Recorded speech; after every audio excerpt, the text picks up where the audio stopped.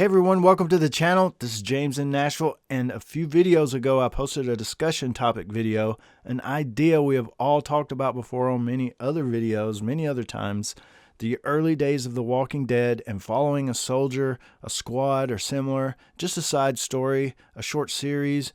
A bunch of us would really like to see the early days in military and how the government kind of handled things in the beginning and stuff like that, just some kind of story. And some of you said, well, you write it, and maybe we can all write that one, or maybe write one together. But in this video, I want to tell you about one I did write, The Walking Dead fan fiction story. It has the early days, has the military, and even I'm throwing up air quotes, search for a cure kind of thing. It's a story called The Blood Path. I actually hired actors, even shot a trailer. I was going to film this idea, and it would have been very, very amateurish. I don't have lots of money or equipment or friends that could fill every role, but many dollars later, it never materialized. Probably for the best. But then I tried to do a radio play type version, but it fizzled as well. So ultimately, I'll just tell you a synopsis of the idea. It's called The Blood Path. The story starts as The Walking Dead and Fear the Walking Dead did, like day one when everything spirals into chaos. In the story, David, a 28-year-old about to graduate college, studying epidemiology, how diseases and viruses work and stuff like that. He lives in Chicago with his girlfriend, Emily.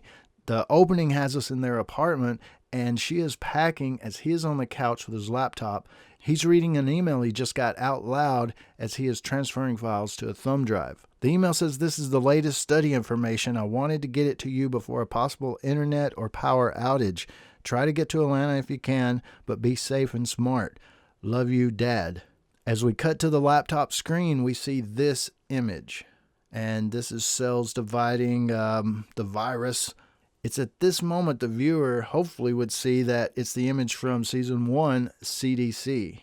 So the email was signed by Dad. We see the guy's name too on screen that's on the couch. His name is David Jenner. He's the son of Candace and Edwin Jenner. Yep, the Dr. Jenner at the CDC. His son was in Chicago in this fan fiction story of mine, having the same type of major that his mom and dad, studying the same type of stuff. So David had been getting the research via email, and he had put it all on the thumb drive. David and Emily head through Chicago toward Atlanta. They don't have a car at this point. Theirs was blocked in. So on foot, they travel through Chicago, running into a few mishaps, walkers, bad people. One of these turns out to be a good guy that's kind of just with a group of bad people, and he ends up running off. But the title, The Blood Path, is because their journey to Atlanta becomes a bloody path the whole way. A major event happens when the couple finally gets a car, makes it to the interstate, which is jammed and blocked, so they have to go on foot again. During this trek, a little south of Chicago, in some woods, they start seeing walkers or bodies hung by the neck in the trees. More and more they see, and further up ahead they see a campfire. Sneaking closer, they see it's guys in military fatigues, a bunch of equipment. One stands on a large crate speaking to the others. But David and Emily are not close enough to make out what he's saying. Then David hears a noise, turns, and sees Emily being taken. Someone grabs her from behind, and it all goes black as he is hit over the head. David wakes up tied to a tree. He sees several others tied to trees as well. He also sees several walkers coming toward them, surely going to kill them. One person tied to a tree already getting gnawed on. At a last second, someone kills a walker that's about to bite David. It's the good guy from the city, the one that ran away. He unties David and tells him they probably took Emily with them.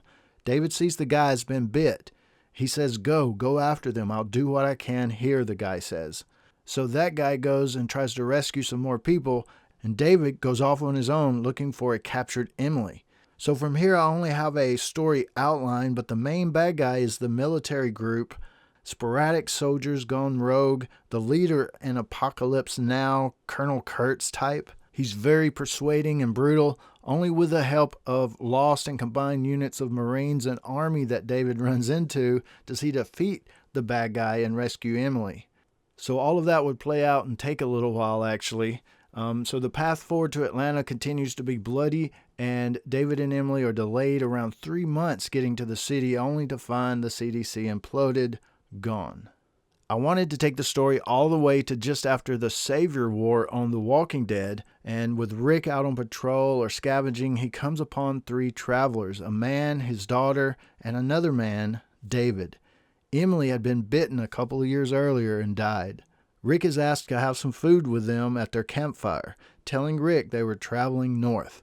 David tells Rick that he has some info about the disease, and he heard that there's a large group up around Philly working on a cure. He's trying to get there, wanting to help them. Rick wishes them luck, and they part ways. And that's the end, or is it? And yes, of course, the group he's looking for that he's heard about is the Civic Republic. So I know I was all over the place. I hope you guys understood it. Let me know what you think about it. A fan fiction story based upon one of the characters from The Walking Dead, Edwin Jenner from the CDC.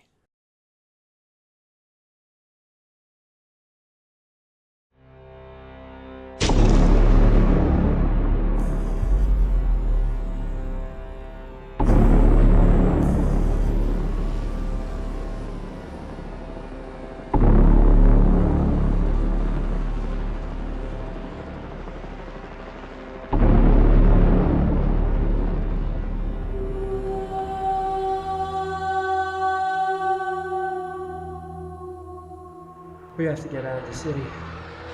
Hope we haven't waited too long.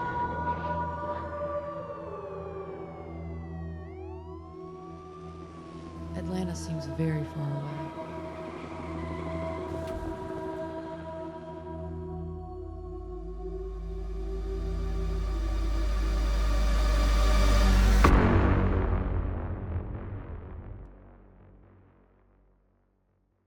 I'd love to hear your thoughts on it down in the comments below, and I'll join you there. This is James in Nashville. As always, thanks for watching, and stay tuned for more dead stuff.